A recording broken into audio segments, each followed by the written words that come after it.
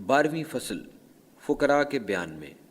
فقراء کو اس وجہ سے صوفیاء کا نام دیا گیا ہے کہ بعض لوگ کہتے ہیں وہ صوف کا لباس پہنتے ہیں، یا انہوں نے اپنے دلوں کو دنیا کی قدورتوں سے صاف کر رکھا ہے، یا انہوں نے اپنے قلوب کو ما سوا اللہ ہر چیز سے پاک کر رکھا ہے۔ بعض لوگ انہیں صوفی اس لیے کہتے ہیں کہ قیامت کے دن وہ عالم قرب میں حق تعالیٰ کے حضور پہلی صف میں کھڑے ہوں گے۔ عالم ملک یعنی عالم ناسوت، عالم ملکوت، عالم جبروت اور عالم لاہوت، جو کہ عالم حقیقت ہے۔ علوم بھی 4 ہیں: علم شریعت، علم طریقت، علم معرفت اور علم حقیقت۔ ارواح بھی 4 ہیں: روح جسمانی، روح نورانی، روح سلطانی اور روح قدسی۔ تجلیات بھی 4 ہیں: تجلی اثار، تجلی افعال، تجلی صفات اور تجلی ذات۔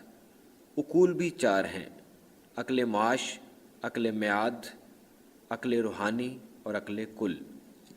عقل معاش سے مراد وہ عقل جو ہر وقت رزق اور مال دنیا کمانے کی فکر میں رہتی ہے، اور عقل میعاد یا عقل معاد سے مراد وہ عقل ہے جو فکر عقبہ میں مبتلا رہتی ہے۔ مذکورہ بالا ہر 4 عالم، ارواح، تجلیات اور عقول کے مقابلہ میں بعض لوگ علم اول، روح اول، تجلی اول اور عقل اول میں مقید ہیں، اور ان کے لیے پہلی جنت یعنی جنت الماوا ہے۔ بعض دوسرے دائرہ میں مقیم ہیں اور ان کے لیے دوسری جنت یعنی جنت النعیم ہے۔ بعض تیسرے دائرہ میں مقید ہیں اور ان کے لیے تیسری جنت یعنی جنت الفردوس ہے۔ یہ لوگ جو پہلے 3 دائروں میں مقید ہیں ان تمام اشیاء کی حقیقت سے بے خبر ہیں۔ اہل حق میں سے فقراء و عارفین نے ان سب مقامات و درجات سے فرار حاصل کی اور عالم حقیقت و قربت میں حق تعالیٰ سے واصل ہوئے، اللہ تعالیٰ کے سوا کسی چیز کی محبت میں گرفتار نہ ہوئے، اور اللہ تعالیٰ کے اس فرمان فَفِرُّوا إِلَى اللَّهِ، دوڑو اللہ کی طرف کی پیروی کی۔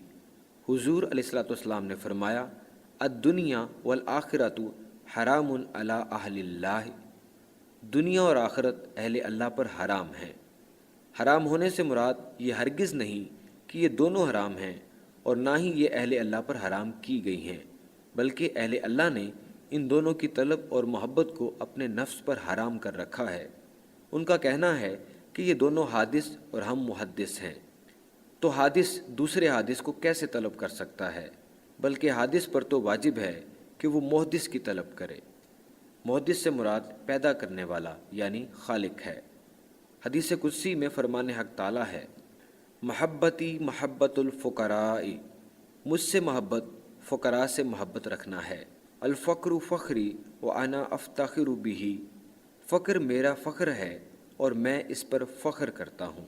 یہاں فقر سے مراد وہ فقر ہرگز نہیں جو عوام میں مشہور و معروف ہے، بلکہ اس فقر سے مراد اللہ عز و جل کا محتاج ہونا ہے، اور اللہ کے سوا تمام دنیوی اور اخروی لذتوں کا ترک کرنا ہے۔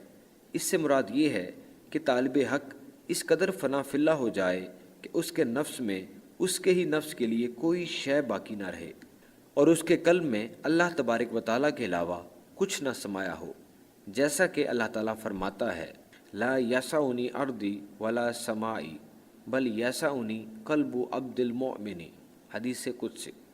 نہ میں زمین میں سماتا ہوں نہ آسمان میں، بلکہ اپنے مومن بندے کے قلب میں سما جاتا ہوں۔ مومن سے مراد وہ شخص ہے جس کا قلب بشری صفات سے صاف اور غیر ما سوا اللہ سے خالی ہو گیا ہو، اور اس کے قلب میں ذات حق تعالیٰ کا عکس سما گیا ہو۔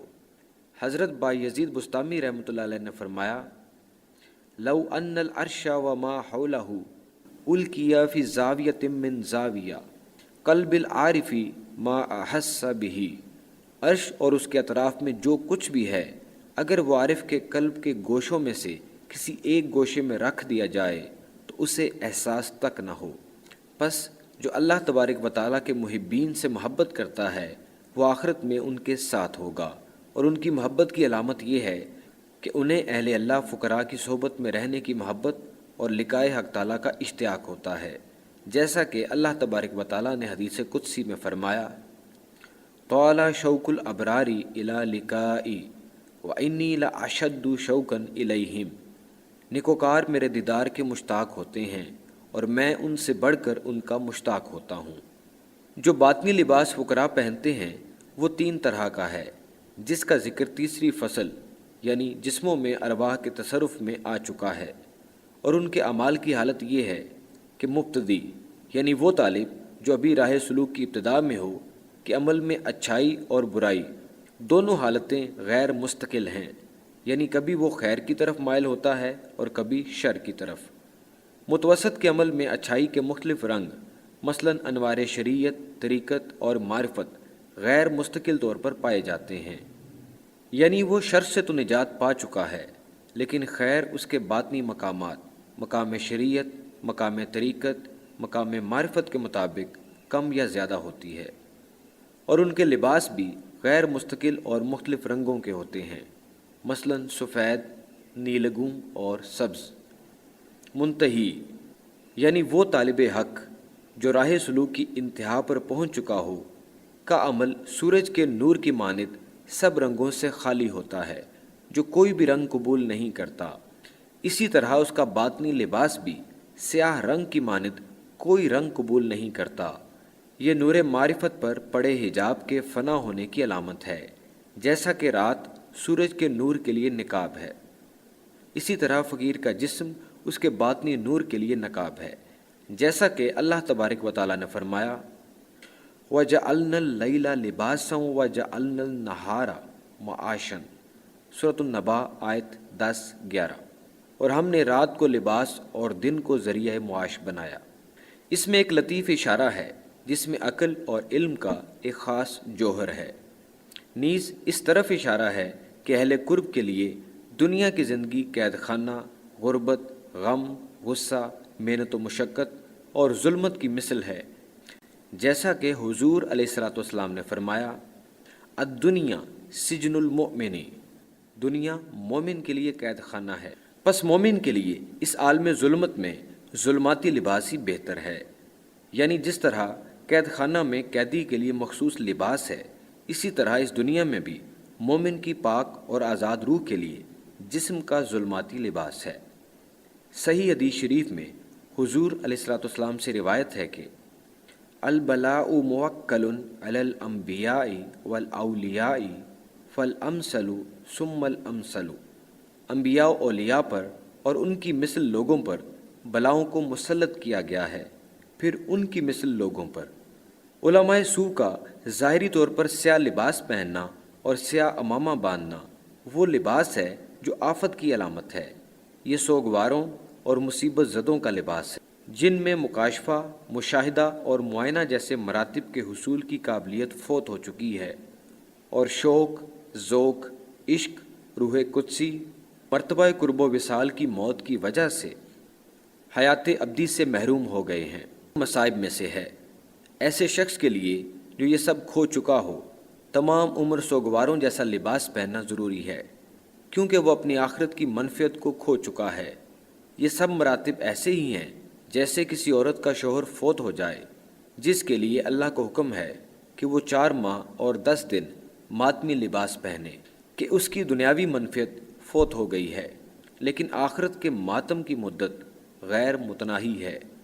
حضور علیہ الصلوۃ والسلام نے فرمایا المخلصون علی خطر عظیم، برگزیدہ بندوں کو عظیم خطرات درپیش رہتے ہیں۔ یہ سب فقر اور فنا کی صفت ہے۔ حدیث میں آیا ہے الفقر سواد الوجہ فی الدارین، فقر دونوں جہان میں چہرے کی روح سیاہی ہے۔ اس کا مطلب یہ ہے کہ فقر ذات حق تعالیٰ کے چہرے کے نور کے علاوہ کوئی رنگ قبول نہیں کرتا، کہ فقر کی سیاہی محبوب کے چہرے پر کالے تل کی مانند ہے، جو اس کے حسن و جمال کو مزید بڑھا دیتا ہے۔